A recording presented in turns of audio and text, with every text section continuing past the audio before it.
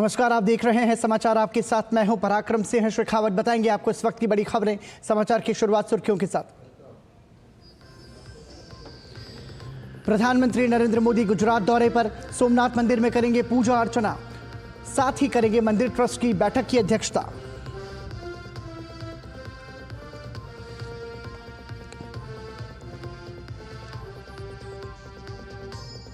उपराष्ट्रपति जगदीप धनखड़ ने अवैध प्रवासियों को बताया राष्ट्र के लिए बड़ा खतरा। तिरुवनंतपुरम में चौथे पी परमेश्वरन स्मृति व्याख्यान के दौरान उपराष्ट्रपति ने अवैध प्रवासियों पर जताई चिंता।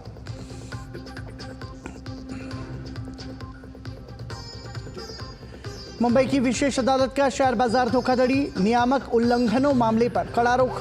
पूर्व सेबी प्रमुख माधवी पुरी बूच समेत 5 अन्य के खिलाफ एफआईआर दर्ज करने के लिए दिए आदेश। और चमोली में बचाव अभियान में आज 3 और शव बरामद। फंसे हुए एक श्रमिक की युद्ध स्तर पर तलाश जारी। मुख्यमंत्री पुष्कर सिंह धामी ने बचाव अभियान को लेकर की समीक्षा बैठक।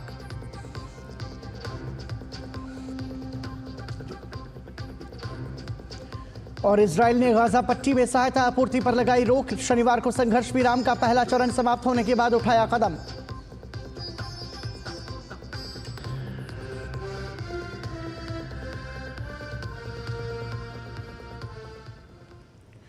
प्रधानमंत्री नरेंद्र मोदी गुजरात के दौरे पर हैं। प्रधानमंत्री नरेंद्र मोदी आज गुजरात के सोमनाथ मंदिर जाएंगे।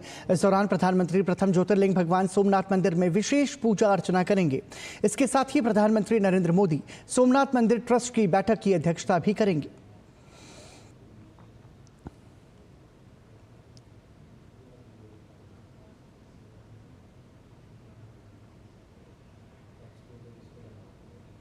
प्रधानमंत्री नरेंद्र मोदी कल गुजरात के सासनगिर का दौरा करेंगे। प्रधानमंत्री वहां एशियाई शेरों के संरक्षण के लिए अत्याधुनिक पशु अस्पताल का उपहार देंगे। साथ ही प्रधानमंत्री राष्ट्रीय वन्यजीव बोर्ड की एक उच्च स्तरीय बैठक की अध्यक्षता भी करेंगे।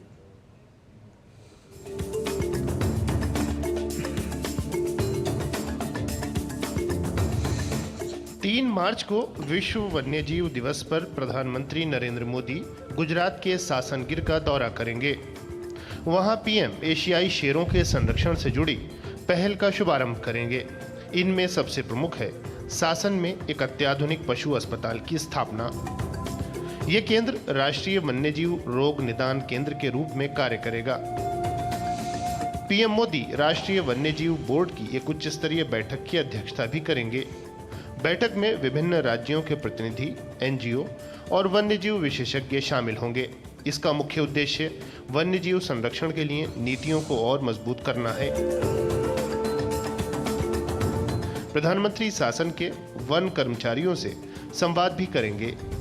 पीएम जमीनी स्तर पर संरक्षण रणनीतियों को और प्रभावी बनाने के तरीकों पर चर्चा करेंगे। वन्यजीव संरक्षण की दिशा में केंद्र की मोदी सरकार ने लगातार प्रयास किए हैं। पीएम की पहल और प्रतिबद्धता का परिणाम है कि इस क्षेत्र में जमीनी स्तर पर सकारात्मक बदलाव संभव हो रहा है। विश्व वन्यजीव दिवस के अवसर पर भारत एक बार फिर साबित कर रहा है कि संरक्षण केवल किसी एक जीव प्रजाति की रक्षा नहीं, बल्कि पूरी प्रकृति के संतुलन को सुरक्षित रखने का संकल्प है, आज और आने वाली पीढ़ियों के लिए। भारत एशियाई शेरों की दीर्घकालिक संरक्षण की दिशा में महत्वपूर्ण कदम उठा रहा है। गुजरात का गिर वैश्विक स्तर पर संरक्षण प्रयासों के लिए एक मॉडल बनने जा रहा है। कैमरा पर्सन शिव के साथ मैं तापस भट्टाचार्य, दूरदर्शन समाचार, गिर नेशनल पार्क, गुजरात से। उपराष्ट्रपति जगदीप धनखड़ ने अवैध प्रवासी समस्या को लेकर चिंता जताई है। तिरुवनंतपुरम में भारतीय विचार केंद्र द्वारा आयोजित चौथे पी परमेश्वरन स्मृति व्याख्यान में उन्होंने कहा कि एक राष्ट्र लाखों अवैध प्रवासियों की समस्या का सामना कैसे कर सकता है। अवैध प्रवासियों को उन्होंने राष्ट्र के लिए बड़ा खतरा बताया। उन्होंने कहा कि अवैध प्रवासी हमारे सांस्कृतिक मूल्यों के लिए भी खतरनाक हैं।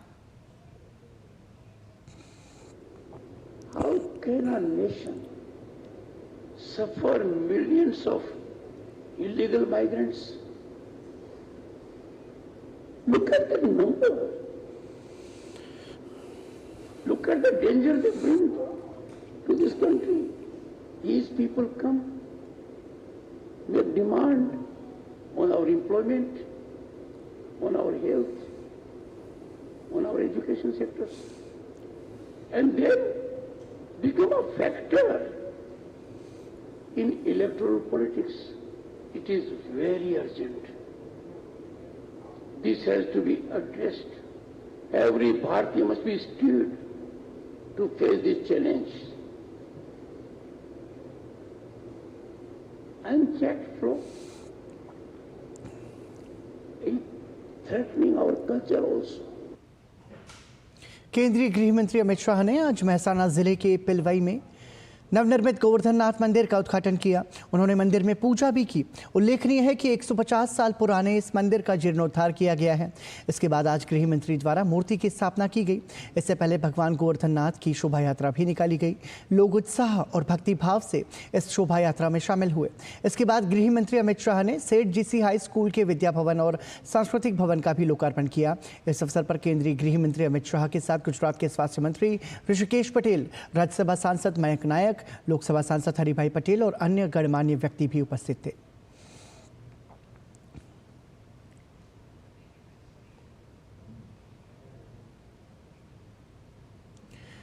इस दौरान केंद्रीय गृह मंत्री अमित शाह ने गुजरात के महसाणा में सेठ जीसी हाई स्कूल में विद्या भवन और सांस्कृतिक भवन का उद्घाटन भी किया। वहीं उत्तराखंड के चमोली में हिमस्खलन में फंसे लोगों की तलाश में सेना द्वारा जारी सर्च ऑपरेशन में अब भी आपको बता दें कि इस ऑपरेशन के दौरान आज 3 शव बरामद किए गए हैं। हालांकि सेना द्वारा दी गई जानकारी में बताया गया कि अभी भी एक श्रमिक के लापता होने की खबर है और सर्च ऑपरेशन जारी है। दरअसल इससे पहले उत्तराखंड के चमोली में हिमस्खलन में फंसे 53 श्रमिकों को बाहर निकाल लिया गया है। इनमें से 7 श्रमिकों की मौत हो गई है। माना में चलने वाला रेस्क्यू आईबेक्स जो लेटेस्ट सूचना प्राप्त हुई है उसके हिसाब से 3 लोगों की बॉडी रिकवर हो गई है। जो लोग बर्फ़ में दबे हुए थे उनको निकाल के पहले माना पोस्ट में लाया गया था और अब ये तीनों लोगों की बॉडीज़ को रिकवर करके जोशीमठ तक पहुंचा दिया गया है। हमें उम्मीद है जो एक बंदा अभी मिसिंग रह गया है उसको भी हम लोग जल्दी से ही सेना रिकवर कर लेगी। रेस्क्यू किए गए घायल बीआरओ श्रमिकों का जोशीमठ के आर्मी अस्पताल में इलाज चल रहा है। इलाज को लेकर श्रमिकों ने संतुष्टि व्यक्त की है।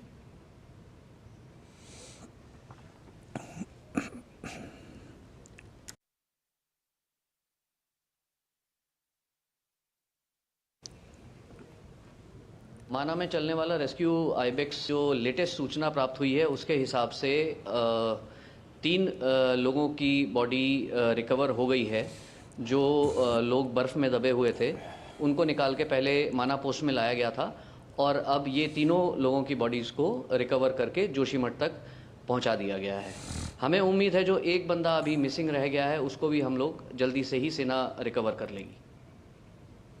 जोशीमठ आर्मी हॉस्पिटल में मेजर अमित कुमार मिश्रा ने हिमस्खलन से बचाए गए मरीजों की जानकारी देते हुए बताया कि अस्पताल में 45 मरीजों का इलाज चल रहा है, जिसमें से 3 की हालत गंभीर है।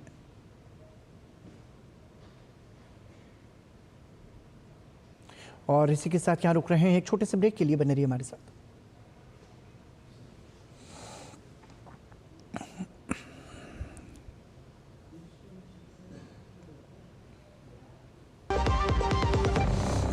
बिजली का बिल, किराना, स्कूल फीस सब हो गया। बन गया बजट? हाँ, 5000 बच गए। तो नई साड़ी ले ले ना, पिछले महीने तो ली थी। एक और नहीं, पहले बजट बनाओ, फिर छोटी छोटी बचत को बैंक में सेव करो और पैसों को बढ़ते देखो। बढ़ी गई। जाओ भाई। आरबीआई कहता है वित्तीय समझदारी समृद्ध नारी। ब्रेक के बाद एक बार फिर आपका स्वागत। आप देख रहे हैं समाचार। लखनऊ में आज बीएसपी की बैठक हुई। इस बैठक में मायावती ने अपने भतीजे आकाश आनंद को राष्ट्रीय कोऑर्डिनेटर के पद से हटा दिया। मायावती ने अपने भाई आनंद कुमार और रामजी गौतम को पार्टी का राष्ट्रीय कोऑर्डिनेटर बनाया है। मायावती ने ये भी कहा है कि उन्होंने ये फैसला लिया है कि उनके जीते जी और उनकी आखिरी सांस तक पार्टी में उनका कोई भी उत्तराधिकारी नहीं होगा। दो अलग अलग राज्यों के मतदाताओं के समान एपिक नंबर होने या एक समान होने के मामले पर चुनाव आयोग ने स्पष्टीकरण दिया है। आयोग ने बताया कि एपिक नंबर समान हो सकते हैं, लेकिन दोनों मतदाताओं के लिए विधानसभा निर्वाचन क्षेत्र और मतदान केंद्र सहित अन्य विवरण अलग अलग हैं। ऐसे में मतदाता अपने निर्धारित मतदान केंद्र पर ही वोट डाल सकता है, जहां मतदाता सूची में उसका नाम दर्ज है। हालांकि आयोग ने भविष्य में किसी भी आशंका को दूर करने के लिए पंजीकृत मतदाताओं को यूनिक एपिक नंबर आवंटित करने का निर्णय लिया है। डुप्लीकेट एपिक नंबर के किसी भी मामले को एक यूनिक एपिक नंबर आवंटित करके ठीक किया जाएगा। इस प्रक्रिया के लिए इरोनेट 2.0 प्लेटफॉर्म को अपडेट किया जाएगा। दरअसल कुछ सोशल मीडिया पोस्ट और मीडिया रिपोर्टों में समान एपिक नंबर का मामला सामने आया था, जिस पर चुनाव आयोग ने संज्ञान लेते हुए ये स्पष्टीकरण जारी किया है।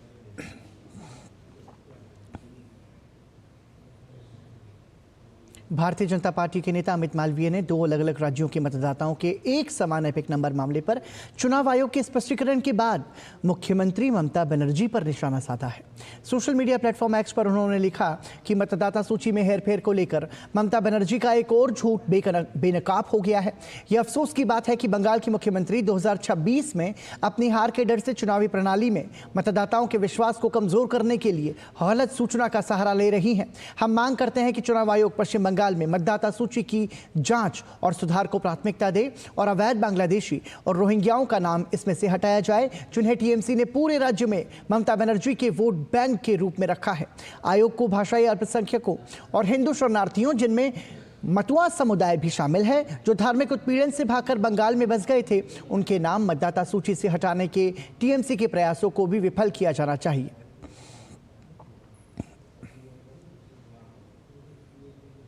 मुंबई की एक अदालत ने शेयर बाजार में कथित धोखाधड़ी और विनियामक उल्लंघन के आरोप में पूर्व सेबी अध्यक्ष माधवी पुरी बूच केस प्राथमिकी दर्ज करने का आदेश दिया है। कोर्ट ने माधवी पुरी के साथ साथ 5 अन्य के खिलाफ भी एफआईआर दर्ज करने का आदेश दिया है। ये मामला एक कंपनी की कथित धोखाधड़ी पूर्ण लिस्टिंग से जुड़ा है। हाल ही में माधवी पुरी बूच का बतौर सेबी चेयरपर्सन कार्यकाल खत्म हुआ है। अदालत ने कहा है कि वो जांच की निगरानी करेगी और 30 दिनों के भीतर मामले की स्थिति रिपोर्ट मांगी गई है। शिकायतकर्ता ने सीबी अधिकारियों पर आरोप लगाया कि उन्होंने अपने रेगुलर कर्तव्यों का पालन नहीं किया। इससे बाजार में हेरफेर और कॉर्पोरेट धोखाधड़ी को बढ़ावा मिला। एक अयोग्य कंपनी को स्टॉक एक्सचेंज में सूचीबद्ध कर दिया गया, जिससे निवेशकों को नुकसान हुआ।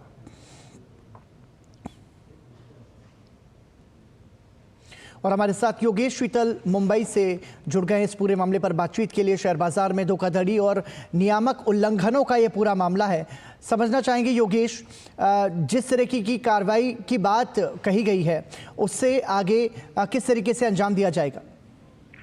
देखिए, सबसे पहले तो इस मामले में एफआईआर होगी एसीबी कोर्ट के आदेश के बाद, और एफआईआर के बाद जो भी कार्रवाई होगी उनमें से 30 दिनों के अंदर जो है एसीबी कोर्ट को रिपोर्ट करेगी कि क्या क्या डेवलपमेंट जो है हुआ। इस डेवलपमेंट में आप यूँ समझ लीजिए कि हो सकता है पूछताछ के लिए समन जारी किया जाएगा। जो भी स्टेक होल्डर है, जो भी इस मामले में जो भी पार्टीज है, उनको समन दिया जाएगा, जिसमें उनके स्टेटमेंट रिकॉर्ड होंगे। अगर जो धाराएं हैं, क्योंकि इसमें पीसीए की धाराएं हैं, जो प्रिवेंशन ऑफ करप्शन एक्ट है, आईपीसी की रहेगी, साथ में सेबी एक्ट है। अगर संगीन धाराओं के तहत अगर मामला दर्ज होता है तो इस मामले में गिरफ्तारी की भी संभावना बनती है।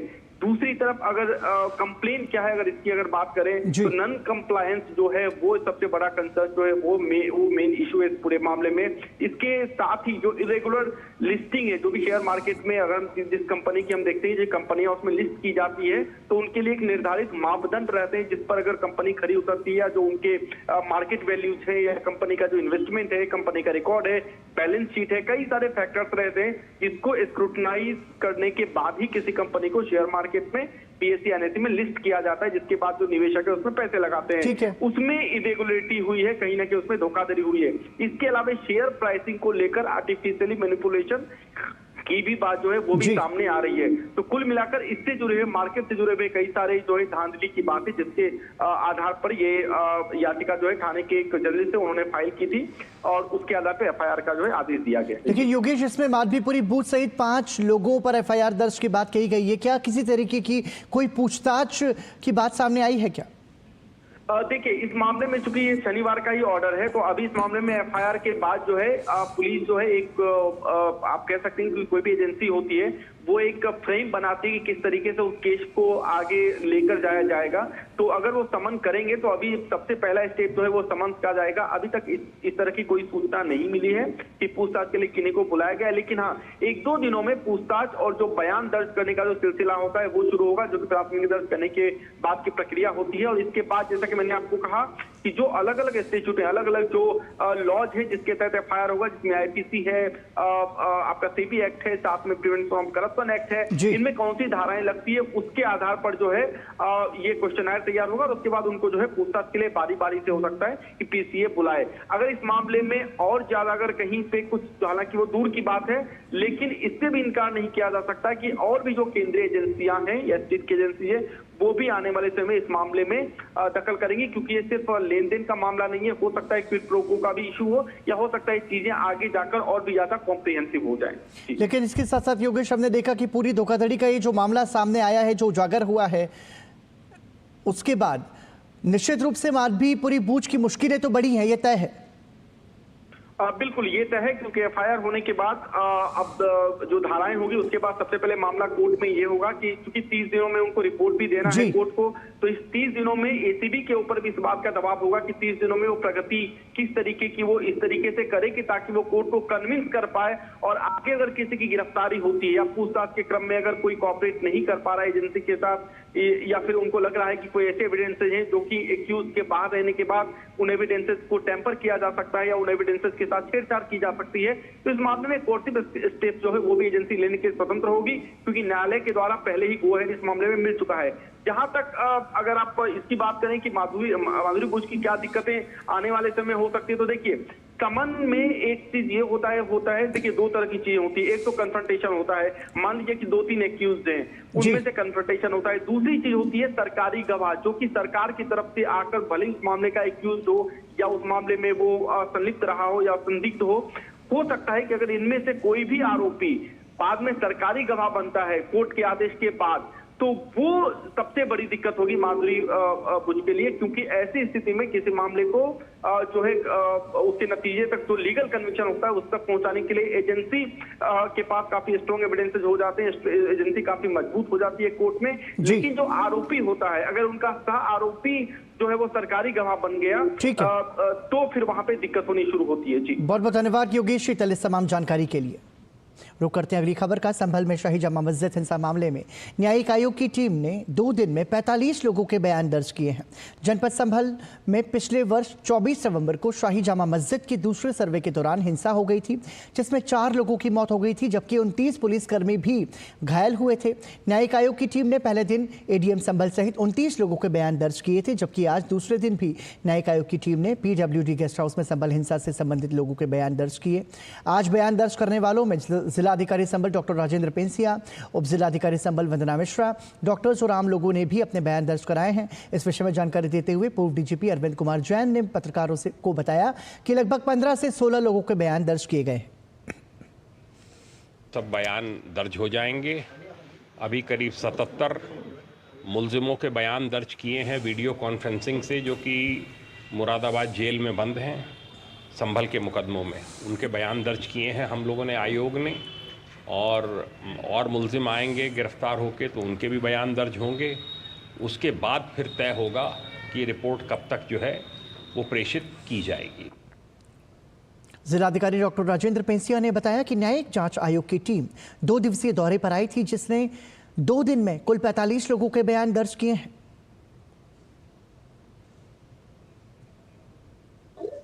चौथी बार 2 दिन के लिए आए हैं और आज कुल 15 लोगों के बयान दर्ज हुए। कल 29 लोगों के बयान दर्ज हुए थे। तो जितने भी लोग थे, चाहे वो चिकित्सा विभाग के थे, अधिकारीगण थे या आम जनमानस थे और अन्य जो भी व्यक्ति जो बयान दर्ज कराना चाहते थे, और सभी को माननीय न्यायिक आयोग ने समाचार पत्रों के माध्यम से और नोटिस के माध्यम से सूचना भी भेजी थी। तो 29 और 15 2 दिन में बयान दर्ज हुए। हरियाणा के रोहतक जिले के सांपला उपमंडल में बस स्टैंड के पास शनिवार सुबह बंद सूटकेस में एक युवती का शव मिला। युवती की पहचान कांग्रेस की महिला कार्यकर्ता हिमानी नरवाल के रूप में हुई। हिमानी नरवाल ने राहुल गांधी की भारत जोड़ो यात्रा में भी शिरकत की थी। पुलिस टीम ने शव को पोस्टमार्टम के लिए PGIMS भेज दिया है। गौरतलब है कि युवती की लाश सांपला बस स्टैंड से दिल्ली की ओर जाने वाले पुल पास सड़क किनारे एक नीले रंग के बड़े से सूटकेस में मिली। ये भी सूचना मिली थी, ये सड़क के किनारे, हाईवे के किनारे झाड़ियों में एक सूटकेस में डेड बॉडी मिली है। अभी FSL टीम को बुलाया है, मुकदमा दर्ज कर रहे हैं, जांच कर रहे हैं। ऐसा लग रहा है देखने में कि इसका मर्डर करके इसकी डेड बॉडी को यहाँ पे फेंका गया है। तो अभी तो डेड बॉडी मिली है, पहचान करेंगे, उसके बाद वर्कआउट करेंगे। मेरे को उसने पहले ही बता दिया था, मम्मी कल मैं बिजी रहूंगी, मैं कॉल ना भी करूं तो आप मतलब टेंशन ना करना, मैं रात को फ्री होकर फोन कर लूंगा। उसके साथ रहने वाले या मतलब जैसे पार्टी वगैरह में हो जाती थी वही हो सकते हैं, और कौन होगा। पार्टी के बारे में क्या सुनी हुआ करती, तो कांग्रेस ऑफिस में भी होती थी। हाँ, वो तो हर बात बताती थी, वो सबको, आशा हुड्डा को भी पता है, दीपेंद्र सिंह को भी पता है, बत्रा सर को भी पता है। नजदीक थी कांग्रेस के साथ, आशा हुड्डा के साथ, बहुत ज्यादा उनके साथ। हरियाणा में आज नगर निकाय चुनाव के लिए मतदान के बीच कांग्रेस कार्यकर्ता हिमानी नरवाल की हत्या पर राजनीति तेज हो गई है। हरियाणा के रोहतक में मृतक महिला कांग्रेस कार्यकर्ता हिमानी नरवाल की मां सविता ने कहा है कि चुनाव और पार्टी ने मेरी बेटी की जान ले ली। ये अपराधी पार्टी से भी हो सकते हैं और उसके दोस्त भी हो सकते हैं। उन्होंने कहा कि जब तक उसे न्याय नहीं मिल जाता वो अपनी बेटी का अंतिम संस्कार नहीं करेंगी। बहुत गंभीर मामला है और कांग्रेस के लोग पहले भी ऐसे करते रहे हैं। आगे बढ़ने के लिए दूसरों को पीछे धकेलना ये कांग्रेस की पुरानी आदत है। पुलिस गहराई से इसकी जांच कर रही है और जो भी। और आइए सीधा रुख करते हैं गुजरात का। प्रधानमंत्री नरेंद्र मोदी गुजरात दौरे पर हैं। सोमनाथ मंदिर में वो पूजा अर्चना कर रहे हैं।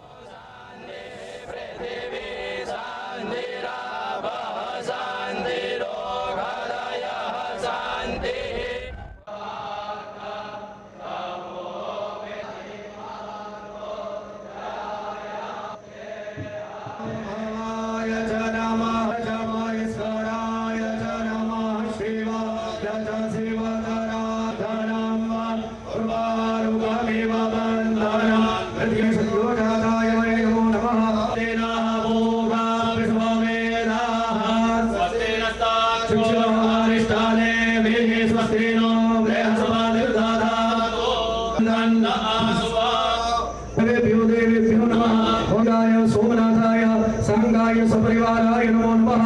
नमे मनः शिव संकल्पमस्तु। पुरुषस्य विष्णुराज्ञया प्रवर्तमानस्य पेपरार्थे श्री श्वेतवाराह नाम्ने कल्पो।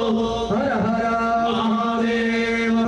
ओम गणानात्वा गणपति। ओम नमो भगवते रुद्राय सांबसदा शिवाय नमः। ओम नमो भगवते रुद्राय ज्योतिर्लिंगाय सोमनाथाय नमः।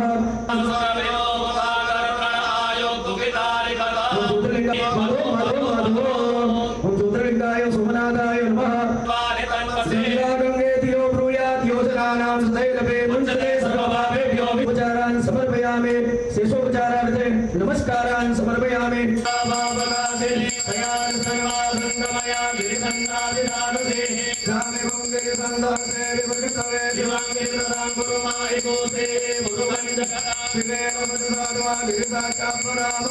आचमनीयं समर्पयामि। ओम ज्ञानाय स्वाहा, ओम दानाय स्वाहा, ओम समानाय स्वाहा। देवता चंद्रमा देवता बसवो देवता रुद्रा देवता मंगलम पार्वतीनाथ मंगलाय तनोदाय मां प्रदक्षिणां समर्पयामि। प्रार्थयेत् वेदावतारं निजवेदरूपं ज्ञानस्वरूपं गुरुज्योतिरूपं करचरणकृतं वा कायजं कर्मजं वा श्रवणनयनजं वा मानसं वा पराधम्। ॐ यं भद्रं ददामहे सुगन्धे पुष्टिवर्धनम् प्रवारुकमिव बन्धनं मृत्युमुक्षीयमामृतम्।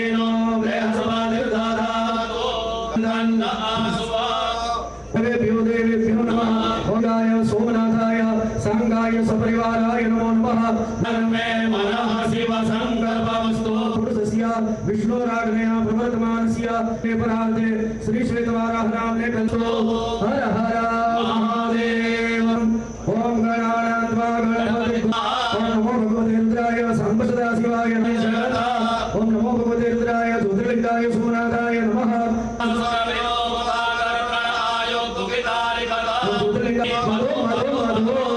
ओम ज्योतिर्लिंगाय सोमनाथाय नमः गंगे तियो ब्रूयात् योजनानां सदैरवे मुञ्चते सर्वपापेभ्यो विचारान् समर्पयामि शेषोपचारार्थे नमस्कारान् समर्पयामि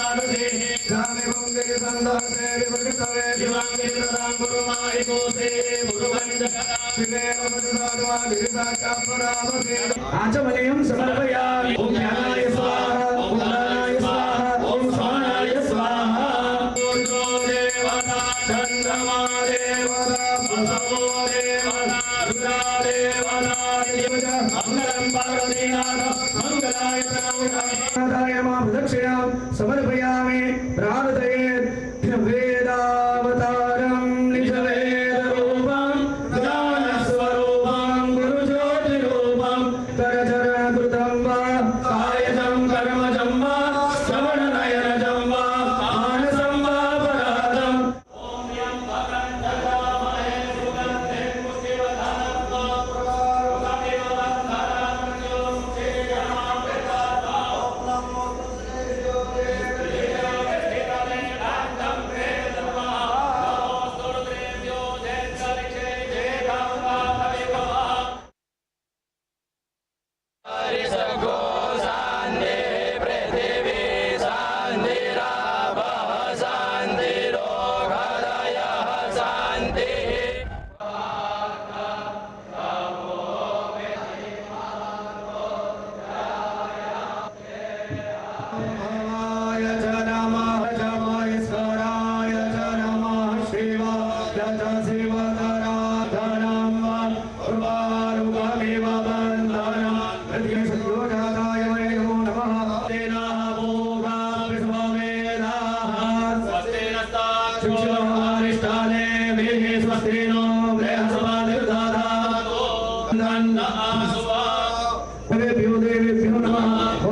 सोमनाथाय सांगाय सपरिवाराय नमो नमः तन्मे मनः शिव संकल्पमस्तु पुरुषस्य विष्णुराज्ञया प्रवर्तमानस्य परार्थे श्री श्वेतवाराह नाम्ने कंसो हर हर महादेव ओम गणानां त्वा गणपति ओम नमो भगवते रुद्राय सांबसदा शिवाय नमः ओम नमो भगवते रुद्राय ज्योतिर्लिंगाय सोमनाथाय नमः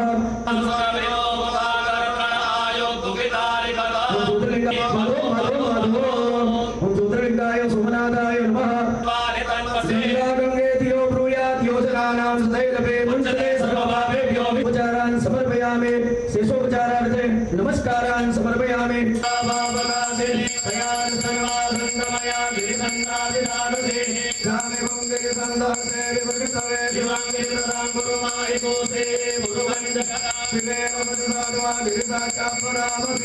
आचमनीयं समर्पयामि ओम ज्ञानाय स्वाहा ओम दानाय स्वाहा ओम स्वाहाय स्वाहा ओम देवता चंद्रमा देवता बसवो देवता रुद्रा देवता मंगलम पार्वतीनाथ मंगलाय प्रणवताय मां प्रदक्षिणां समर्पयामि प्रार्थये वेदावतारं निजवेदरूपं ज्ञानस्वरूपं गुरुज्योतिरूपं करचरणकृतं वा कायजं कर्मजं वा श्रवणनयनजं वा मानसं वा पराधम् ॐ यं भद्रं ददामहे सुगन्धिं पुष्टिवर्धनं तमेव बन्धनं योगेयं प्रदातां नमो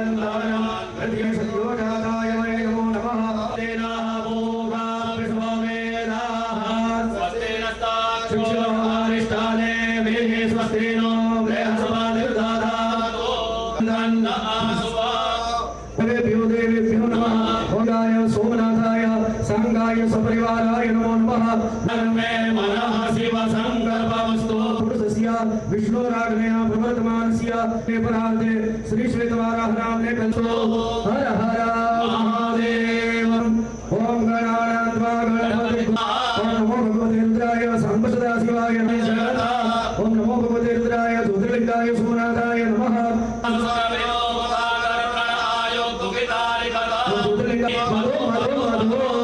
ज्योतिर्लिंगाय सोमनाथाय नमः गंगेतियो ब्रूयात् योजनानां सदैव मुञ्चते सर्वपापेभ्यो विचारान् समर्पयामि शेषोपचारार्थे नमस्कारान् समर्पयामि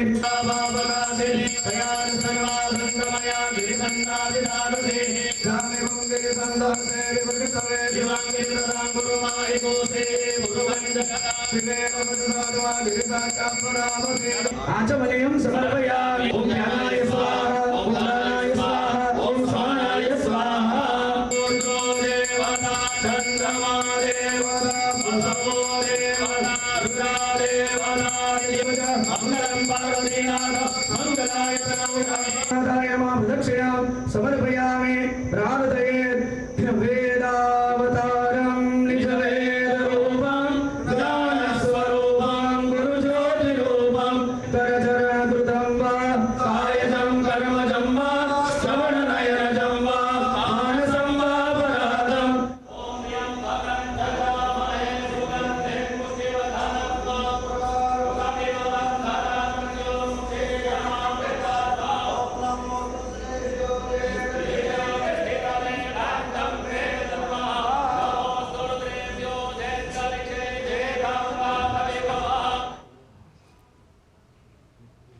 तो भारत के 12 प्रमुख ज्योतिर्लिंग में से सर्वप्रथम ज्योतिर्लिंग सोमनाथ मंदिर में प्रधानमंत्री नरेंद्र मोदी ने पूजा अर्चना की और अभिषेक किया। और इस वक्त बड़ी खबर आ रही है, चमोली से हिमस्खलन घटना में आखिरी लापता व्यक्ति का शव भी बरामद हो चुका है। सभी 54 व्यक्तियों को बचा लिया गया है। प्रशासन और सरकार की त्वरित कार्रवाई से ये कार्य संभव हो पाया है। आपको बता दें कि इस वक्त की बड़ी खबर, आखिरी लापता व्यक्ति का शव भी बरामद कर लिया गया है। इस हिसाब से कुल 54 व्यक्तियों को रेस्क्यू कर लिया गया है। और हमारे साथ lieutenant colonel Manish Srivastava, PRO defence Dehradun, phone line पर जुड़ चुके हैं। सर, बहुत स्वागत है आपका डीडी न्यूज़ की तरफ से। ये जो पूरा ऑपरेशन हुआ, रेस्क्यू ऑपरेशन, इसमें हम ये कह सकते हैं कि जो 54 श्रमिक फंसे थे उन सभी को अब बाहर निकाल लिया गया है। आखिरी जो व्यक्ति है उसका शव भी बरामद कर लिया गया है। ये बहुत ही महत्वपूर्ण ऑपरेशन था और ये अब जब पूरा ये संभव हो पाया है तो पहली प्रतिक्रिया आपकी? जी, सबसे पहले तो मैं ये बोलना चाहूँगा कि मुझे हार्दिक खुशी है कि जितने 54 लोग इस नेचुरल डिजास्टर में फंस गए थे जी, वो लोग सकुशल निकाल लिए गए हैं। इंडियन आर्मी की हार्दिक संवेदना उन लोगों के साथ है जो लोग बच नहीं पाए इस नेचुरल डिजास्टर में।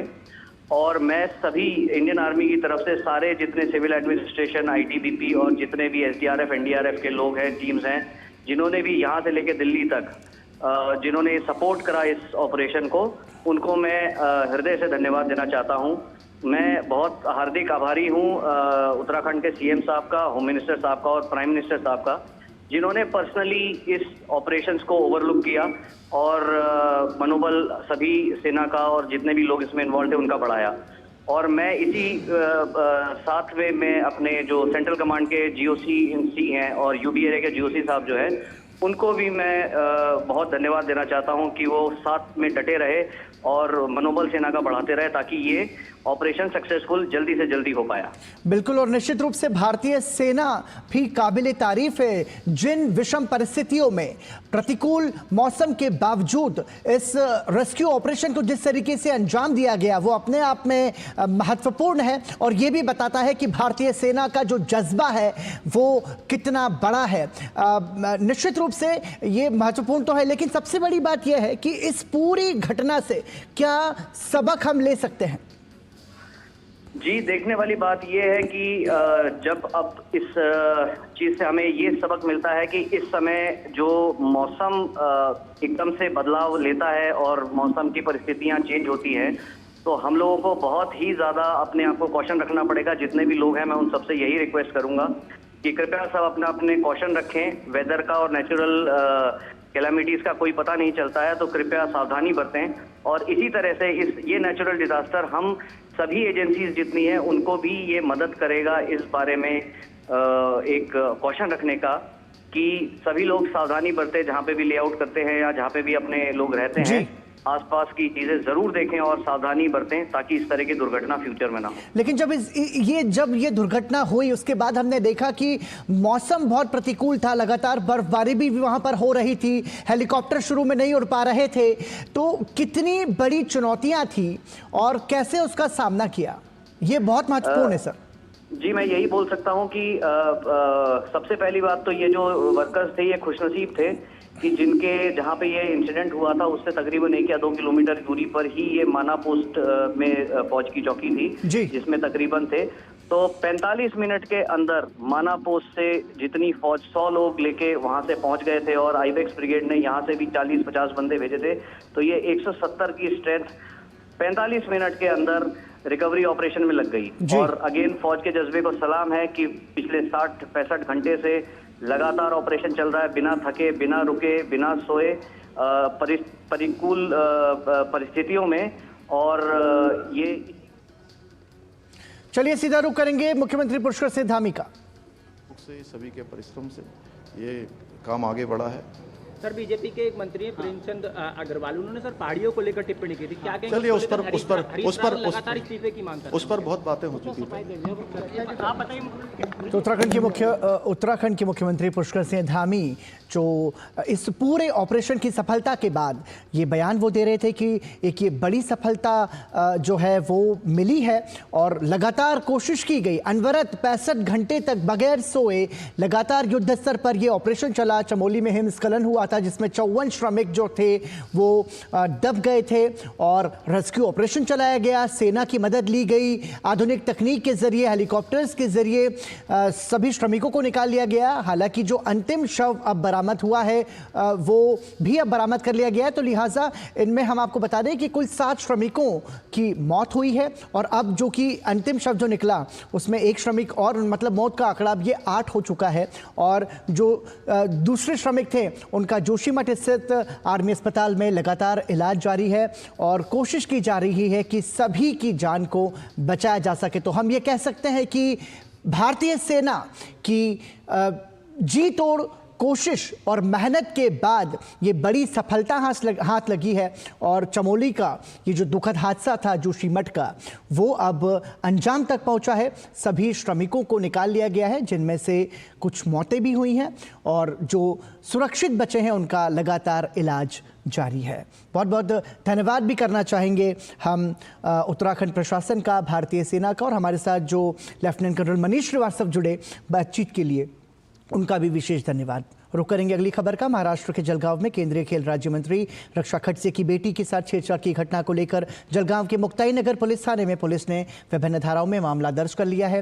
केंद्रीय मंत्री रक्षा खडसे ने बताया कि महाशिवरात्रि के दौरान कोथली गांव में संत मुक्ताई यात्रा में उनकी बेटी के साथ छेड़छाड़ और अभद्रता की गई।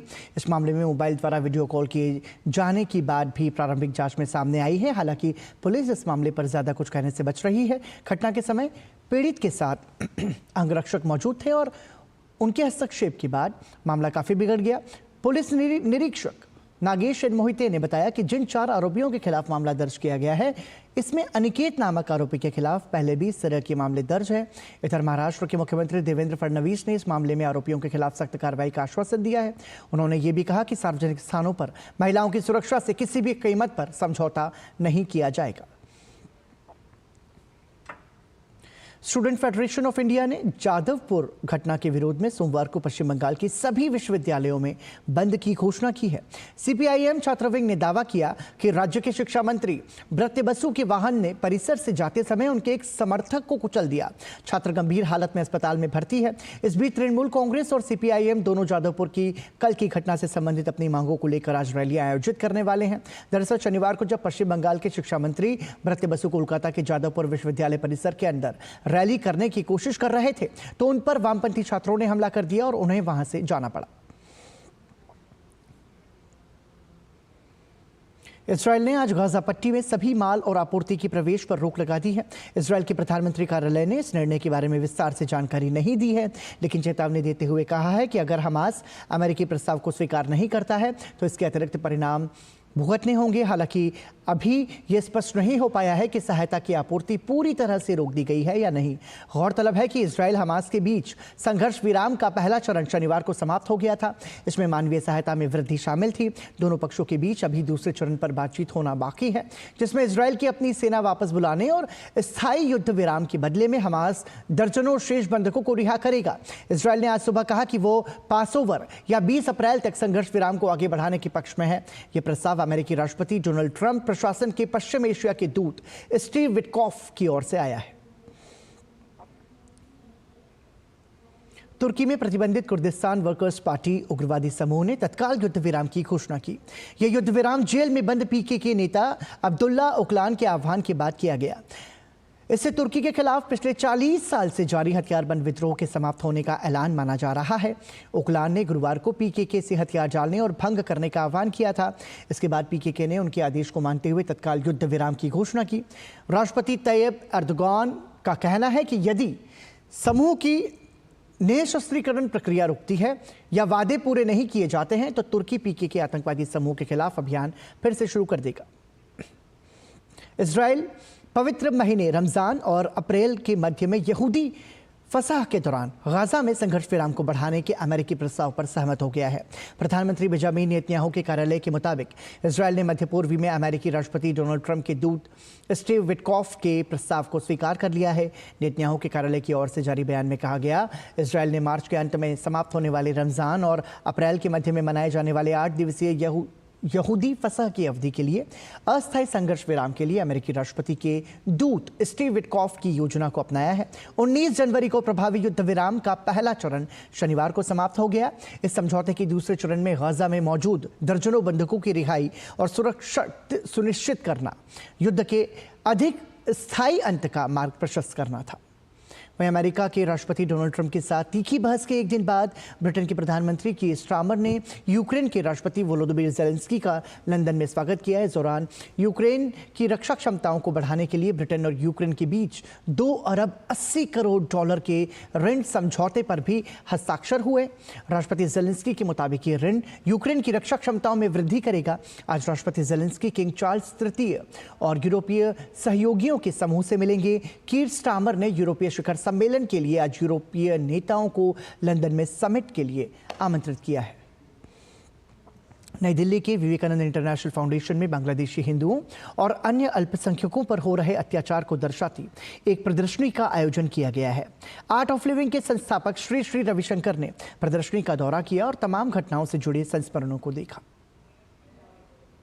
नई दिल्ली स्थित विवेकानंद अंतर्राष्ट्रीय फाउंडेशन, जहां एक निजी संस्था फाउंडेशन अगेंस्ट कंटिन्यूइंग टेररिज्म ने बांग्लादेशी हिंदुओं और अल्पसंख्यकों पर हो रहे अत्याचार पर एक प्रदर्शनी का आयोजन किया। आर्ट ऑफ लिविंग के संस्थापक श्री श्री रविशंकर पहुंचे और प्रदर्शनी का अवलोकन किया। उन्होंने कहा कि बांग्लादेश में अल्पसंख्यकों पर हो रहे अत्याचार की जितनी निंदा की जाए कम है। उन्होंने कहा कि प्रधानमंत्री नरेंद्र मोदी स्वयं भी बांग्लादेश में शांति स्थापित करने की दिशा में भरसक प्रयास कर रही हैं। I am sure our government, Modi ji, will definitely take action on this, very much aware of what's happening there and is very concerned also. I think he's very concerned. I hope he will definitely take action and he's already doing that. प्रदर्शनी के जरिए बांग्लादेश में हिंदुओं की घटती संख्या के गंभीर संकट, मंदिरों को तोड़ने और लूटने की घटनाओं को दर्शाया गया है। इस प्रदर्शनी का मकसद सभी में बांग्लादेश में हो रहे अमानवीय कृत्यों के प्रति जागृति लाने और सभी को शांतिपूर्ण ढंग से एकजुट करना है।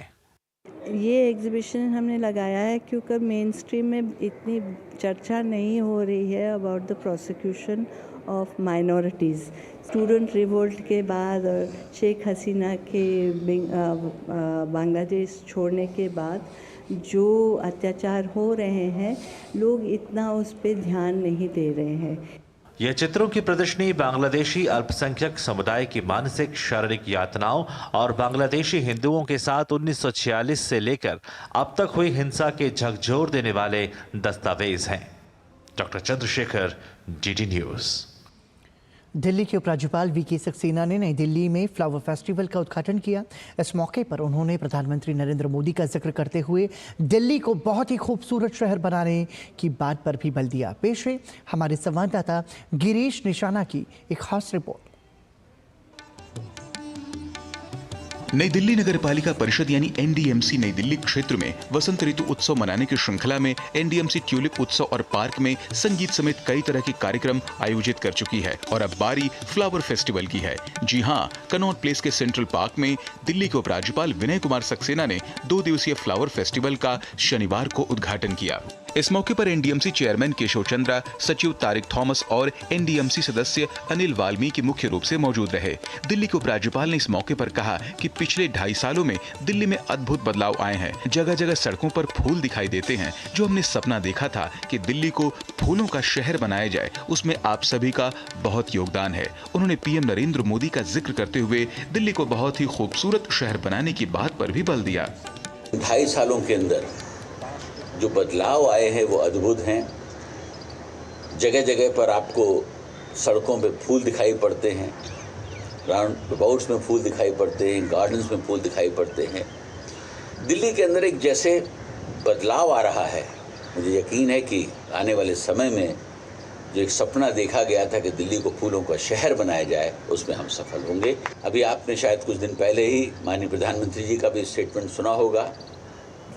उन्होंने भी कहा है कि दिल्ली को हमें बहुत ही खूबसूरत शहर बनाना है। फ्लावर फेस्टिवल में 36 प्रकार के फूल शामिल किए गए हैं, जिन्हें 10,000 से ज्यादा गमलों में देखा जा सकता है। यहाँ फूलों से बनाई गई विशालकाय जानवरों और पक्षियों की आकृतियां, छोटे छोटे गार्डन और कलात्मक प्रदर्शन भी फ्लावर फेस्टिवल का आकर्षण बने हुए हैं। फ्लावर फेस्टिवल को फूलों के प्रदर्शन और सजावट के लिए 18 अलग अलग वर्गों में बांटा गया है। इसमें मुख्य आकर्षण विभिन्न मौसमों के फूल, dahlia, petunia, pansy, salvia, marigold आदि के फूलों वाले गमले, गमले वाले पौधों का समूह, ट्रे गार्डन, बड़े आकार की हैंगिंग बास्केट शामिल हैं। इसके अलावा फूलों से तैयार महिला सशक्तिकरण, बेटी बचाओ बेटी पढ़ाओ और सांसें हो रही हैं कम, आओ पेड़ लगाएं हम के संदेश भी बखूबी दिए गए हैं। एनडीएमसी द्वारा आयोजित इस 2 दिवसीय फ्लावर फेस्टिवल में यहाँ 10,000 से ज़्यादा गमलों में 36 प्रजातियों के फूलों को देखा जा सकता है। अगर आप भी इस फ्लावर शो में आने का मन बना रहे हैं तो जरूर चले आइए, क्योंकि यहाँ आपको विशालकाय आकृतियों में जानवरों की आकृति देखने को मिलेंगी जो फूलों से तैयार की गई हैं, तो वहीं फूलों के माध्यम से बहुत सुंदर संदेश भी देने के प्रयास किए गए हैं। कैमरामैन प्रमोद नेगी के साथ गिरीश निशाना, डीडी न्यूज, दिल्ली। रमज़ान के पवित्र महीने की शुरुआत हो चुकी है। आज रमज़ान का पहला रोज़ा है। वैसे सऊदी अरब, कतर, ओमान और अन्य खाड़ी देशों के अलावा ऑस्ट्रेलिया, इंडोनेशिया और अफगानिस्तान में शनिवार को रमज़ान का पहला रोज़ा हुआ, जबकि Bharat, Pakistan, Bangladesh, Singapore, Malaysia, Japan और फिलीपींस में रमज़ान का पहला रोज़ा आज है। रमज़ान का महीना मुस्लिम समुदाय के लिए एक पवित्र महीना है।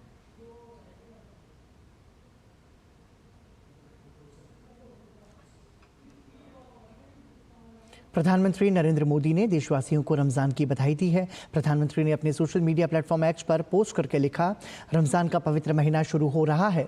उम्मीद है ये हमारे समाज में शांति और सद्भाव लेकर आएगा। ये पवित्र महीना चिंतन, कृतज्ञता और भक्ति का प्रतीक है। साथ ही हमें करुणा, दया और सेवा के मूल्यों की भी याद दिलाता है। रमज़ान मुबारक।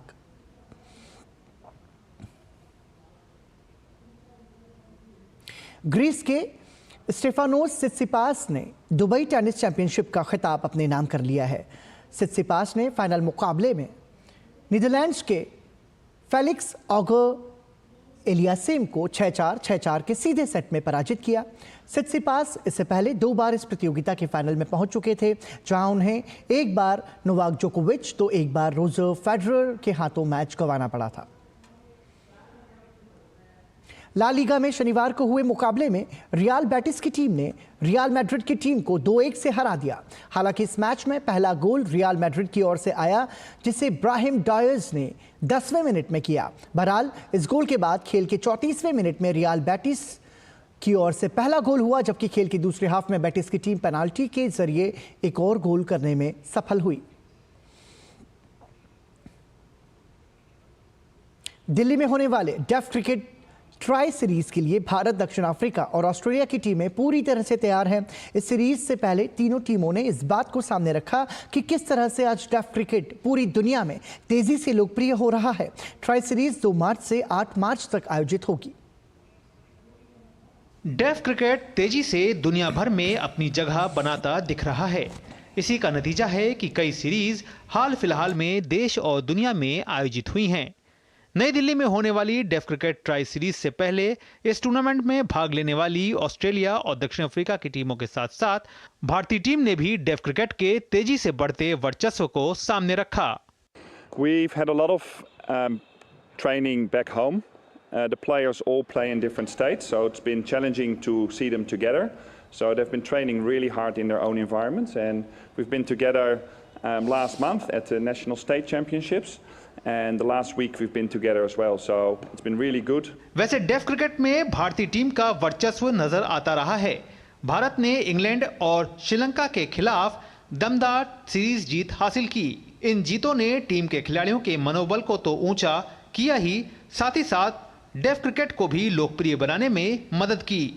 मेरा ऐसा मकसद नहीं था कोच बनने का, बस प्लेयर बनने का था कि प्लेयर देश के लिए खेलूं। फिर मैं नहीं खेल पाया तो फिर मैंने कोचिंग में आ गया। तो मैंने कि मैं नहीं खेल पाया तो मैं चाहता हूं कोई ऐसे बच्चे जो देश को दूं, जो बच्चे आगे देश का नाम करें।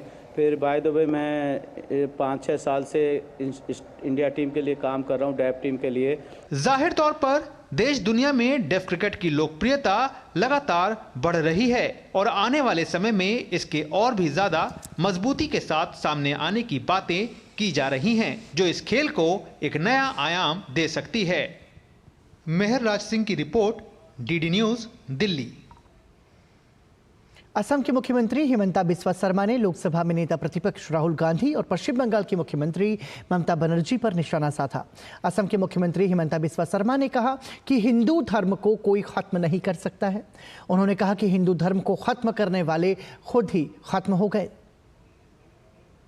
काल का नियम में औरंगजेब जो हिंदू धर्म को पौन लिए थे कि मैं हिंदू धर्म को खत्म कर दूंगा, हिंदू खत्म नहीं हुए, औरंगजेब खुद खत्म होगी। अगर कहीं में राहुल गांधी, ममता बनर्जी सोचते हैं कि हिंदू खत्म हो जाएगा, नहीं, आप खत्म हो जाएगा, हिंदू कभी खत्म नहीं होगा।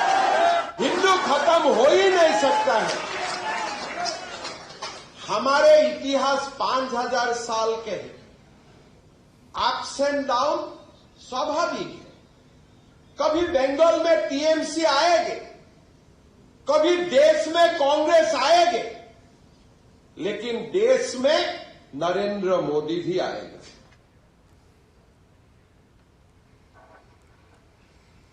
और भारत में मोटापा एक बढ़ती समस्या है जो स्वास्थ्य के लिए गंभीर खतरों का कारण बन रही है। इसका प्रमुख कारण बदलती जीवन शैली, अस्वस्थ आहार और शारीरिक गतिविधियों की कमी है।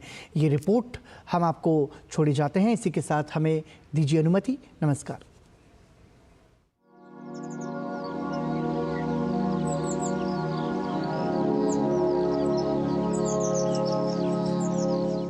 मोटापा आज भारत में एक बड़ी स्वास्थ्य चुनौती बन गया है, जिससे सभी आयु वर्ग के लोग प्रभावित हो रहे हैं। ये न सिर्फ अपने आप में एक समस्या है, बल्कि मधुमेह, हृदय रोग और उच्च रक्तचाप जैसे गंभीर रोगों का खतरा भी इससे बढ़ जाता है।